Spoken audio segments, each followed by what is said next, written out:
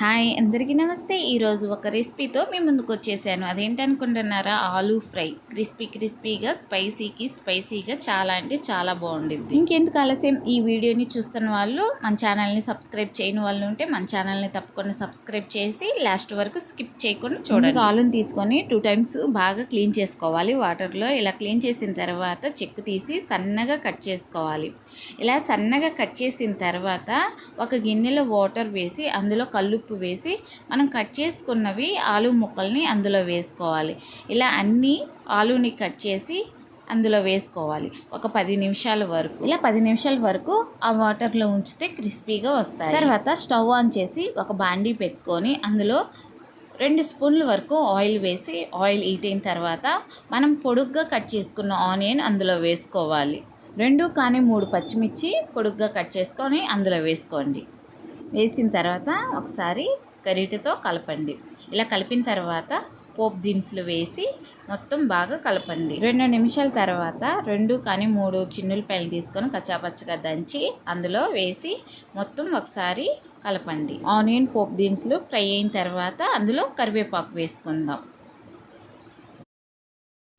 కరివేపాకు వేసిన తర్వాత చిటపటలాడిన తర్వాత మనం కట్ చేసి పెట్టుకున్న ఆలూని అందులో వేసుకోవాలి. చిల్లులు గిన్నె కానీ చిల్లులు గెంటితో ఇలాగా వేసుకోండి, వాటర్ అనేది లేకుండా ఉంటాయి. ఇలా ఆలూని మొత్తం వేసిన తర్వాత ఒక గరిటె తీసుకొని ఆ గరిటెతో మొత్తం బాగా కలిసేలాగా కలపాలి.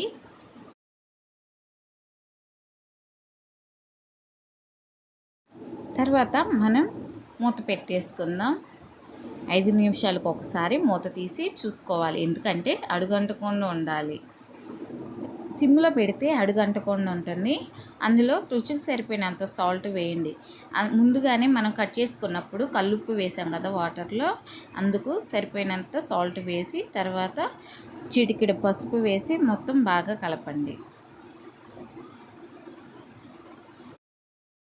మరొకసారి మూత పెట్టేసుకుందాం.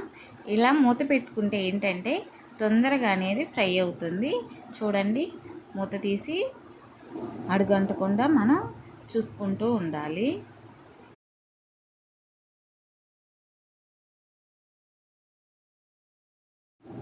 ఇలా ఫ్రై అయిన తర్వాత అందులో 2 స్పూన్ల వరకు కొబ్బరి కారం వేసుకుందాం. కొబ్బరి కారం వేసుకుంటే క్రిస్పీగా చాలా బాగుండిద్ది టేస్ట్ అనేది ఆలూ ఫ్రై. రైస్లోకి అయితే ఇంకా చాలా బాగుండిద్ది. ఇలా వేడి రైస్లోకి ఇలా వేసుకొని తింటే మటుకు చాలా అంటే చాలా బాగుండిద్ది. చూడండి ఎంత స్పైసీగా క్రిస్పీగా ఉందో. ఇలా ఉంటే మటుకు పిల్లలు చాలా ఇష్టంగా తింటారు. లంచ్ బాక్స్లోకి అయినా చాలా బాగుండిద్ది. చూశారు కదా ఆలూ ఫ్రైని ఎలా చేశానో. మీరు కూడా తప్పకుండా ట్రై చేసి కామెంట్ చేసి చెప్పండి ఎలా ఉందో. లాస్ట్లో కొంచెం కొత్తిమీర వేసి స్టవ్ ఆఫ్ చేసుకోండి. ఈ వీడియో నచ్చితే మన ఛానల్ని తప్పకుండా సబ్స్క్రైబ్ చేయడం అస్సలు మర్చిపోకండి. ప్లీజ్ సబ్స్క్రైబ్, లైక్ చేసి షేర్ చేయండి. Thank you for watching.